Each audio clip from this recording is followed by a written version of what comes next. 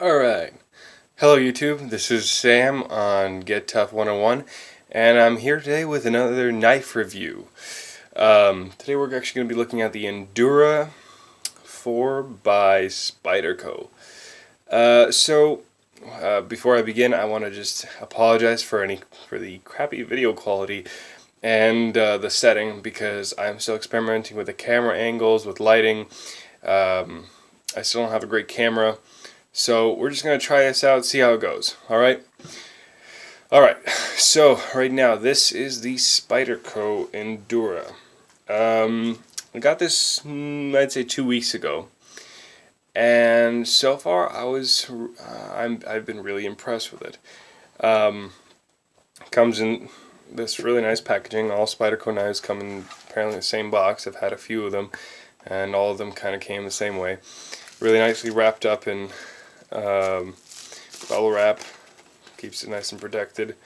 Foam insert there, and of course there's Spyderco product information and warranty guide. Always useful to have. Always nice to know. Spyderco has a pretty good warranty, I hear. So, you know, if you ever bust it, if you ever need to get it resharpened. Okay, so right now we're going to go into a few of the specs and details. So right now we have the close length. The close length is actually 5 inches. It is a pretty decently long blade, a long knife here, even closed. And open overall, it is 8 3/4 inches. So right, that's a pretty decent size. For most of you guys out there, it might be a larger EDC. For me, it's about a normal. Honestly, I think it's a really good EDC. It's got that full flat grind that Spyderco is pretty famous for, the Spidey hole that we all know and love. Really good jimping on the back side here. A really good profile of the blade is actually 1/8 of an inch thick. That's actually 3 millimeters for you guys in the UK and whatnot. So it's actually not horribly thick, but it holds up really nicely. The blade steel is VG10. I don't know if you can see that. I don't think it'll show up quite clearly. If I can get the camera to focus, it'd be really nice. Come on. Alright, yeah. So Spyderco VG10, Spidey logo, comes really sharp, comes hair popping sharp. It cuts like a beauty. It's beautiful.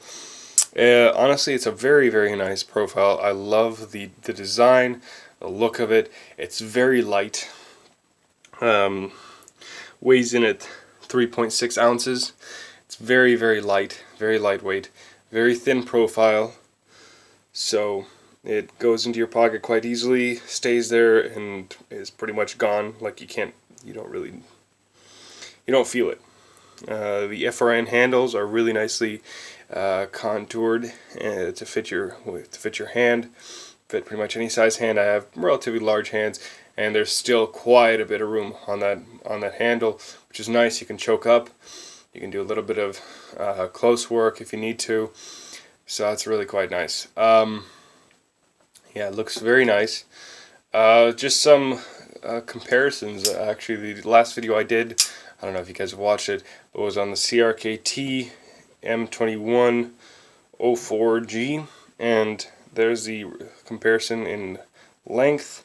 The 04G is about 9 1/4 inches. This is about 8 3/4. So you can see that there is some difference, not too much. It's nice and long, both of them. This one's by far the heavier one. I'm just gonna put that one aside. But yeah, so this is a very light blade, very slicey. Before this I had the Bird Caracara 2, which is basically Bird's, their version of the Endura. It's quite slicey. I used it for mostly for meal prep, food stuff, cutting vegetables. It did a really good job. Let's see, we have the clip. It comes in right hand tip up orientation when you first get it. It can obviously go tip up, tip down, left to right carry. It can be modified to suit your needs. Spyderco clips are excellent. Honestly, I've never had a problem with one. They hold the blade really nicely in your pocket. You hardly know it's there, and they don't catch, which is really nice. They don't catch on your pocket when you're trying to pull it out. Let's see here. It has nested liners, so they're quite invisible from the outside, which is really nice. They are actually hollowed liners. They're milled rather. Sorry, not hollowed. Excuse me. They're milled liners, so it is quite lightweight again preserving that lightweight Endura feel. That VG10 is a really great steel. It holds its edge for a long time, stays really sharp. I'm told it's better than AUS 8, and Spyderco does a really good job with their heat treatment of their blades, so they stay sharp regardless of the steel they're made out of. So far, done a lot of cutting tests with this paper, cardboard, some wood. It did a really good job. Did a good job of feathering wood, for your bushcraft needs. But definitely wouldn't be the kind of blade I would use for bushcraft. It is very thin. I wouldn't want to overly strain like the tip. Though it seems like it can take quite a bit of damage. It is quite a sharp tip here. Comes to a very nice point. And yet I really just wouldn't want to damage that in any way. So I got this particular model off of Amazon for around $60.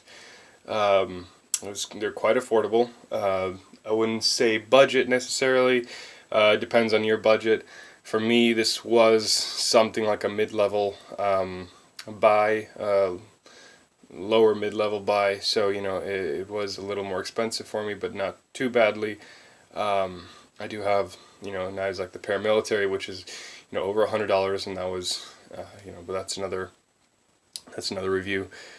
So yeah, that's pretty much it. It is just excellent.